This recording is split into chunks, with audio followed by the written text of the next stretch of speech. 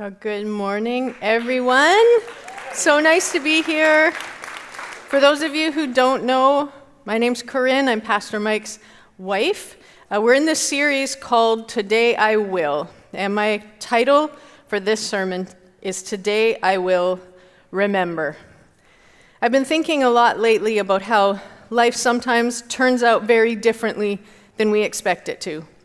As we journey through this world, sometimes things get so hard, and sometimes we take so many hits that we forget a lot of the things that we used to know.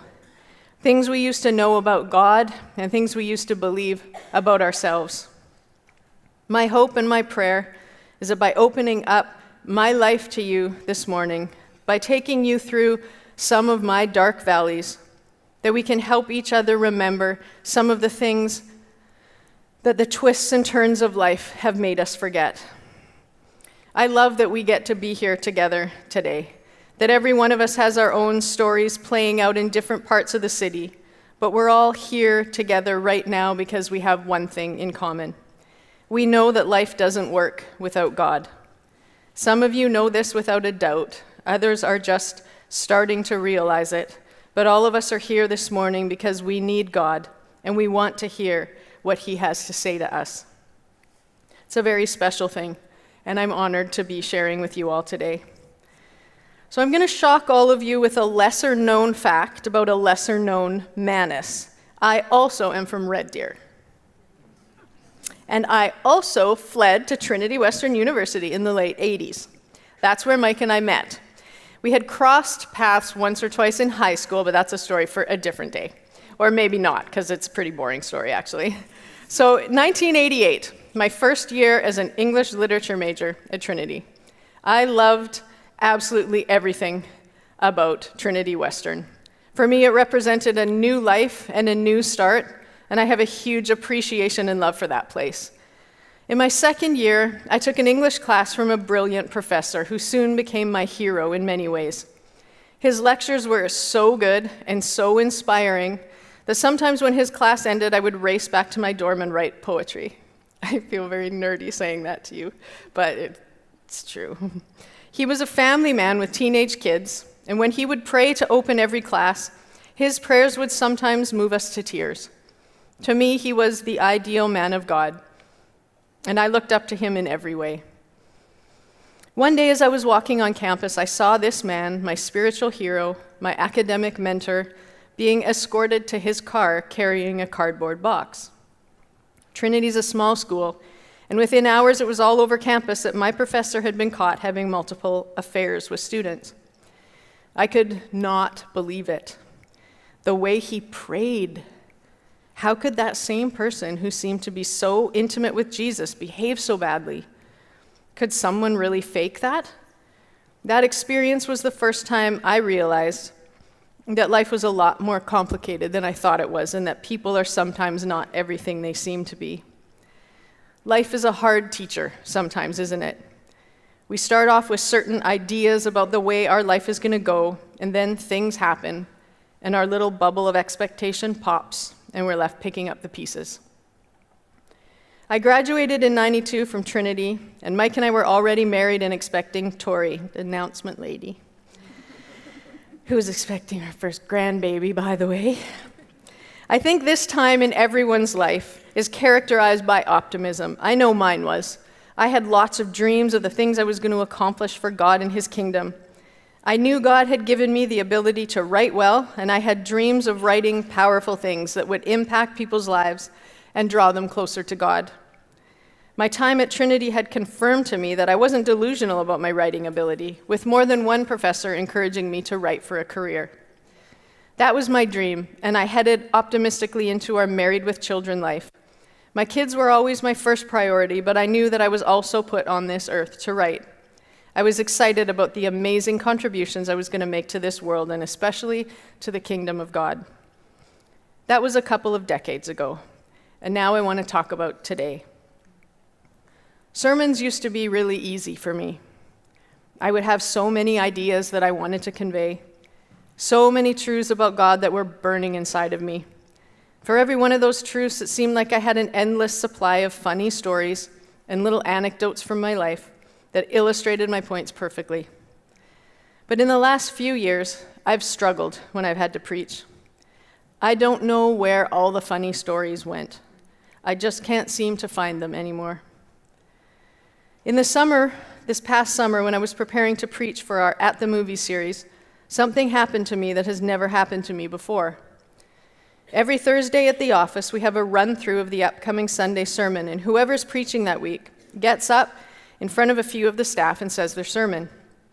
So it was time for my run-through, and I started to speak, and I could tell that no one was tracking with me.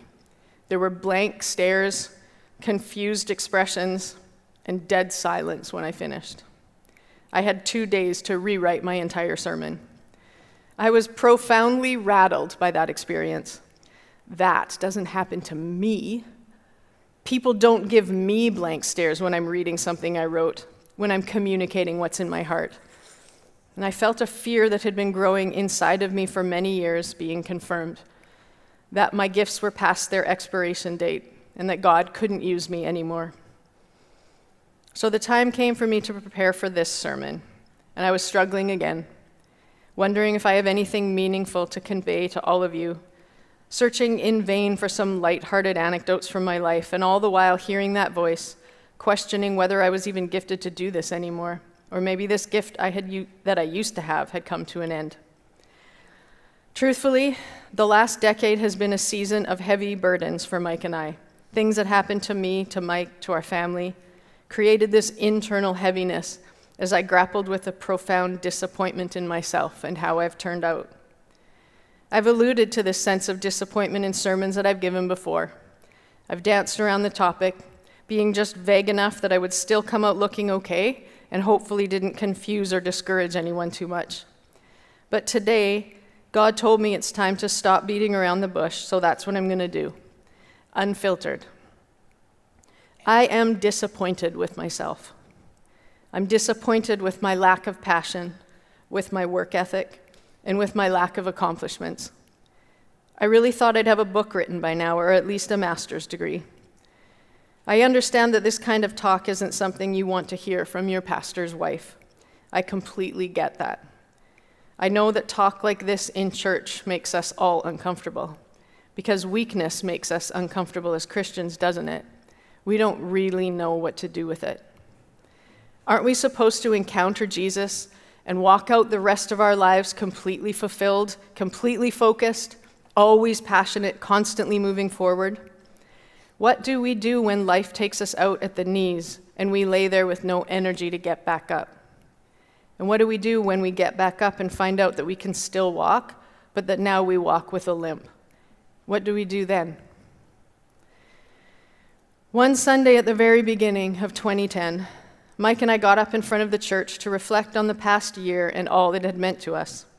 Some of you were there and might remember what I said.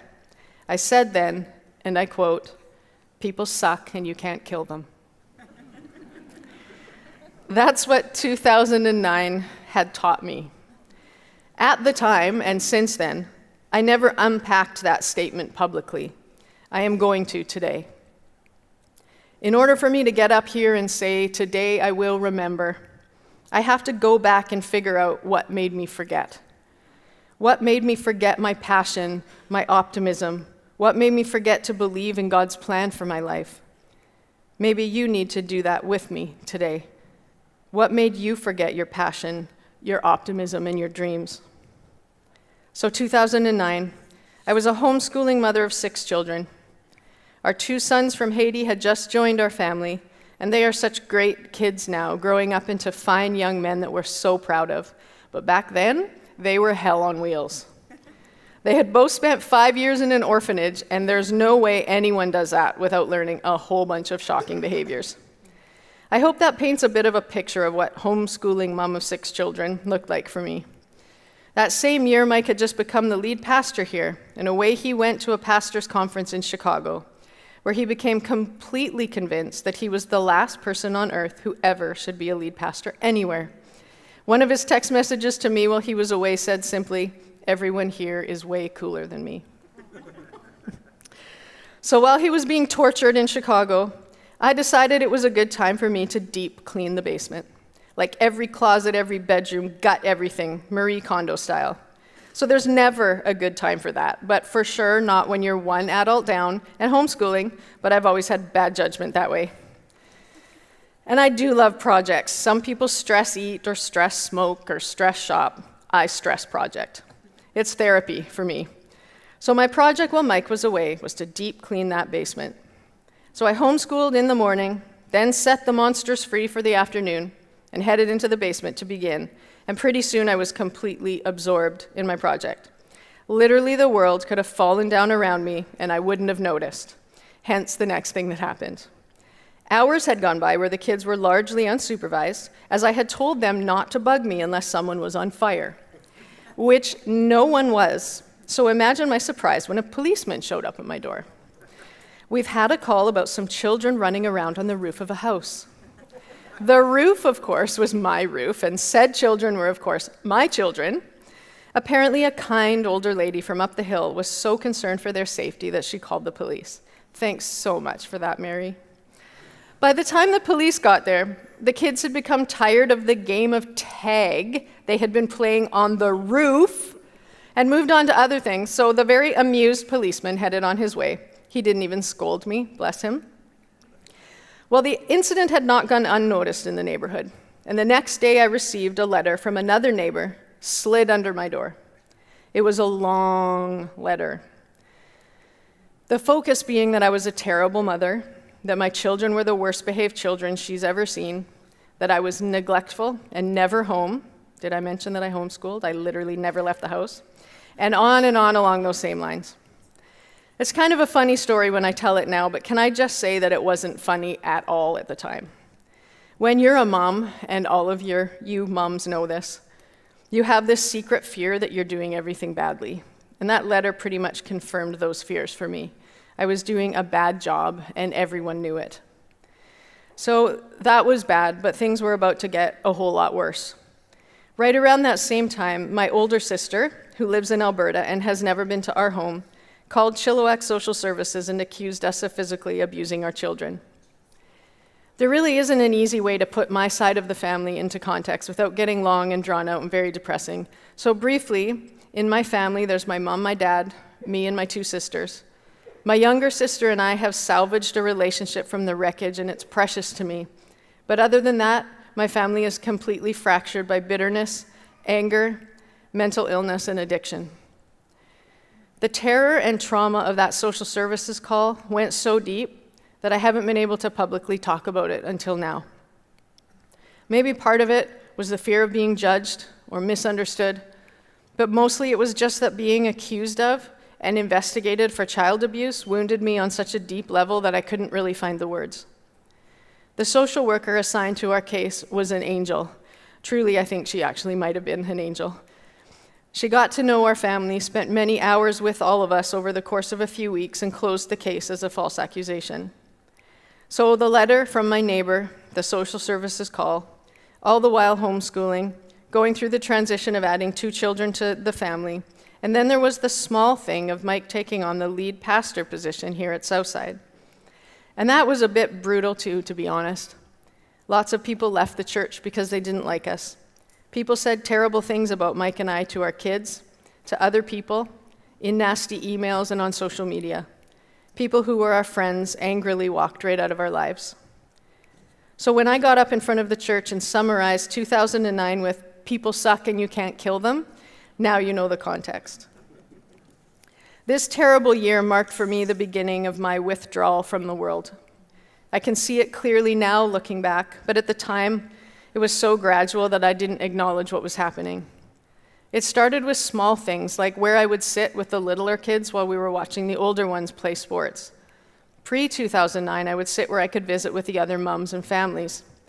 Post-2009, I would find a place where we could be alone, where if I had to correct one of the kids for anything, no one would hear me or see me.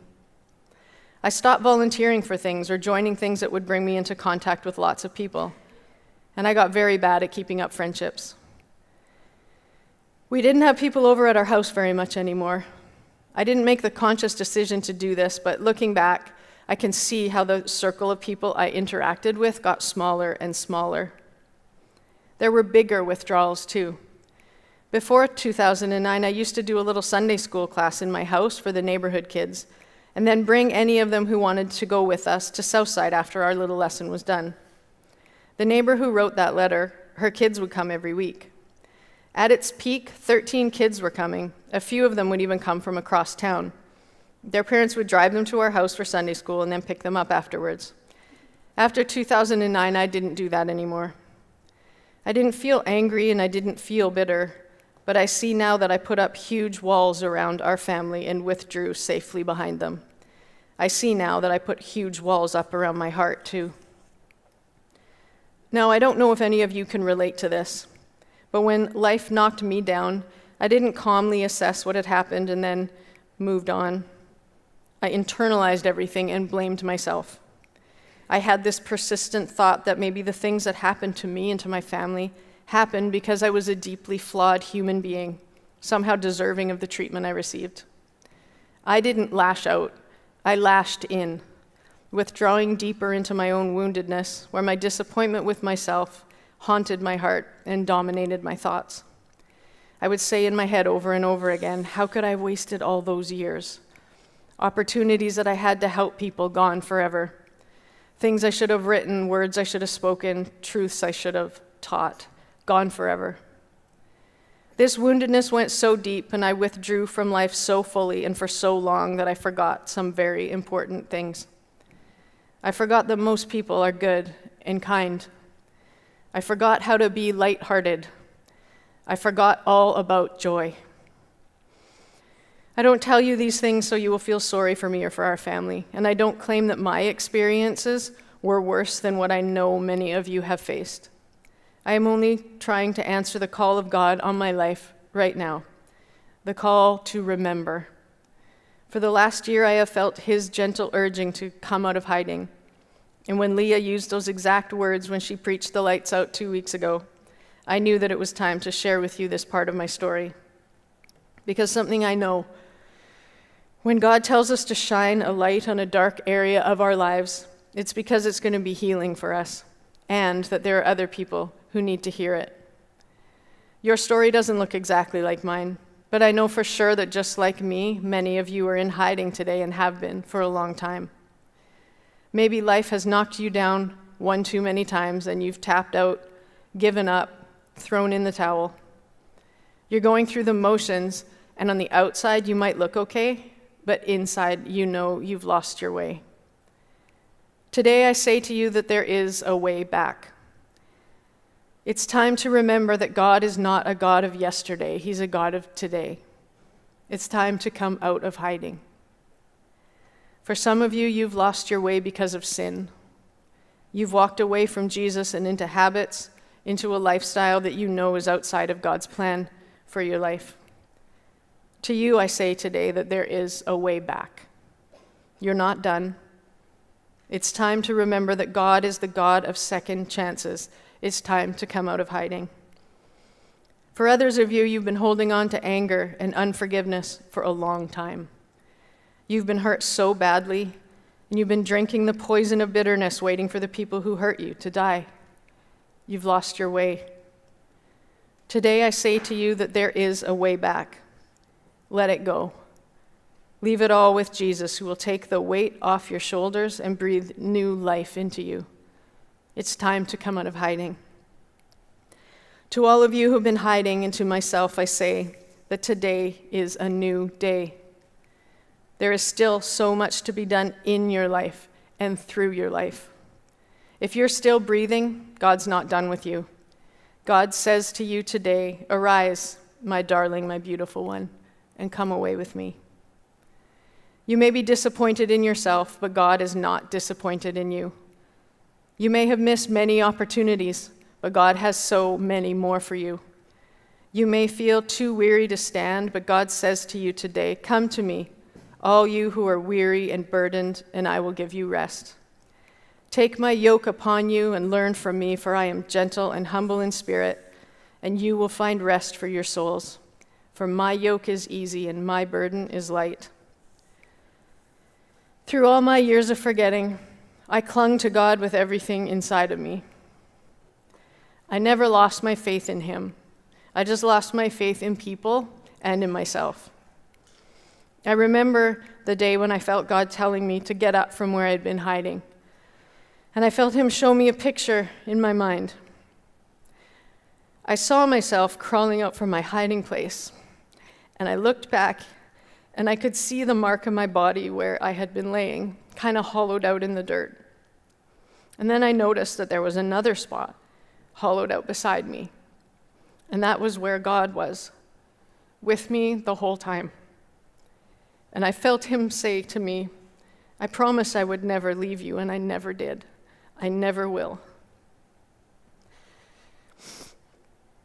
I would not have made it through those dark times without him. His faithfulness is the only reason I'm standing up here today talking to all of you. His promise to me is the same as his promise to you. He never left you, and he never will. There is nothing you have done, nothing that has been done to you that excludes you from the hope-filled future that God has planned for you. It's time for you to come out of hiding. It's time for you to remember the things you forgot when life took you out at the knees. It's time for you to remember passion and joy. It's time for you to remember that God is not done what he wants to do in you, and he's not done what he wants to do through you. He's calling all of us, young and old, to get up, brush ourselves off, and get back into the fight. There are people in your life who need you. There are people in your family, in your neighborhood, at work, at the grocery store, at the gas station, who need you, not someone else, you. Oh, sorry. It's either that or sniffle through the rest of the service. There. God hears the cries of people's hearts all over this city. He hears them when they say into the darkness, "Are you even out there, God?" And his answer to them is you. He sends you out to show them that he hears them, that he loves them, that he has a future for them filled with hope. God's plan for you isn't done. Get up, brush yourself off, and get back into the fight. His mission is simple for you and for me starting today. Be kind, invest in people, invite them here. Mike and I and the kids lived in a blue-collar neighborhood on Chilliwack Mountain for 17 years. And a couple of years ago, we started thinking about moving, and I wanted to move farther up on the mountain, like away from people, more isolated. One day I was driving down Keith Wilson Road, and I saw a sign for a neighborhood right beside the Vetter Trail. And I immediately knew in my heart that God was saying, move here. But God, I said, I was thinking more of a no neighbors kind of setup. But God was gently urging me out of hiding. I knew there was a reason he wanted us to move there, just like there is a reason you live where you live, because he hears the hearts of the people who live around you, wondering if he's there, wondering what to do with all the pain in their lives, wondering if there is any hope for their future. And his answer to their cries is you, and it's me. Where we live now, Mike and I have connected with our neighbors on both sides of our house, just in the usual neighborly way of conversations over the fence and stuff like that. I went for a few walks with one of the ladies on the trail and got to know her. I invited her to church, and her little baby daughter have been coming on and off for 5 or 6 months now. What I didn't know, and what she didn't know, as we were becoming friends and while she was getting connected here at Southside, was that her little 10-month-old daughter, Sophia, was going to be diagnosed with stage 4 metastatic cancer. She found out last week. But God knew. God knew what was coming in her life. And in his incredible love for her, he knew that she was going to need him and that she was going to need this church family. He knew that little Sophia was going to need the prayers of every single one of you for a miracle. A few days ago, I was able to bring her a sunshine box on behalf of all of you. For those of you who don't know, we have a sunshine fund here at Southside that helps people with family members facing a critical illness with some of the many extra expenses they face. I got to give her a box from all of you, her new church family. This was the response she texted me. I don't know what to say. The box was so beautiful, and when I opened it, I was blown away. I am so humbled by the generosity of you in the church, How is it that I have given nothing and am receiving so much? I will give my sister one of the gift cards, as she has spent so much of her own money, and I will use it towards Sophia's supplies and meals for those helping us and with us at the hospital. I thank you and your family and the church for your generosity and prayers. I really feel humbled and honored. In the midst of all of this, I still have so many things to be grateful for, and you are one of those things. I'm so blessed to have you live beside me. God hears the cries of people all over this city, and he's answering them. His answer is you. His answer is me. We need to come out of hiding one smile at a time, one friendly word at a time, one encouraging text at a time, one helping hand at a time, one coffee at a time, one invitation at a time. When we think we don't have the strength, he reminds us that his strength is made perfect in our weakness. When we can't find the energy, he says he will give us his power. He says to us, as you pour out your life as an offering to me, as you pour yourself out for the people in your life, I will bring them hope, and you will be strengthened in the process. So let's put behind us the regrets of wasted years and lost opportunities. Let's put behind us the wounds of yesterday. Let's remember what we forgot. That God is a God of today. That he still and always has a future and a plan for us. That it is never too late. Some of you may have come here this morning because you feel like something's missing from your life. And as I've been speaking to you, you've realized that that something is Jesus. I want to give you an opportunity right now to start a relationship with him that he has wanted to have with you for a long time. It's not a coincidence that you're here today. Can everyone bow their heads and close their eyes for me right now? So if you are here today, and as I've been talking, your heart's been racing and you've been thinking to yourself, it feels like she's talking right to me today. Well, that's God talking to you. So if you're here and you don't have a relationship with Jesus, but you want to start one today, and you know that that's what's missing from your life, if you're ready to give him all of your regrets, all of the sins of your past, I just ask that you would put your hand up right now.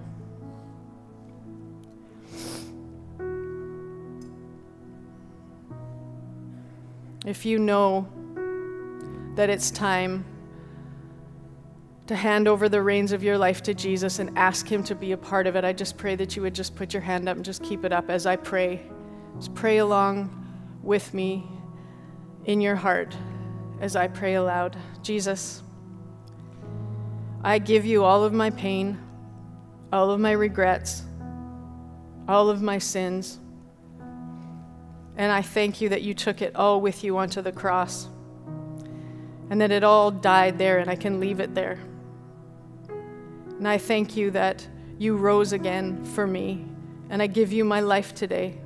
I ask that you would come in, that you would help me, that you would walk with me. And I just thank you so much for this in Jesus' name. Amen.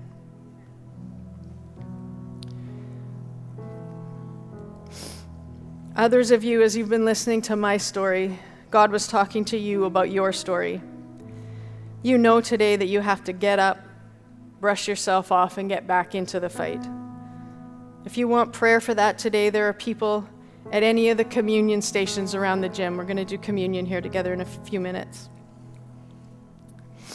So when you go to take communion, you just ask them to pray for you. And they would be so happy to do that. It's so fitting today that we're going to be celebrating communion together because communion is a time to remember. For those of you who maybe this is your first time ever in church, communion is something that followers of Jesus do to remember the death and resurrection of Jesus. When he took the punishment for our sin onto himself on the cross so we wouldn't have to face it. And then he rose again to give us new life and a new start and a new hope. Jesus started this practice of communion the night before he was crucified. He was having supper with his closest friends, and he took bread, and he broke it, and he passed it around the table, and he said, "This is my body, which was broken for you."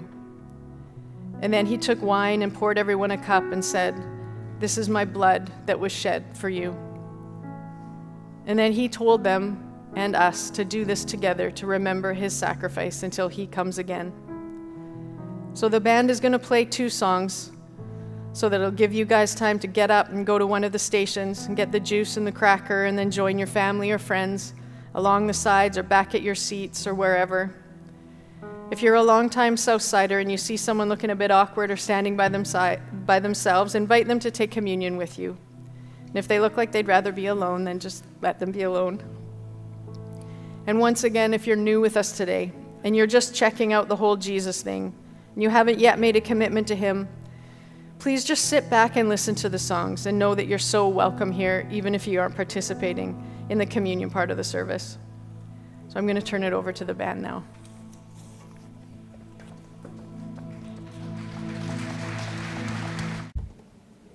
Thanks for joining us. We'd love to see you at any of our 3 Sunday services held at Sardis Secondary School on Stevenson Road in Chilliwack, British Columbia. For more information, please visit southsidelife.com.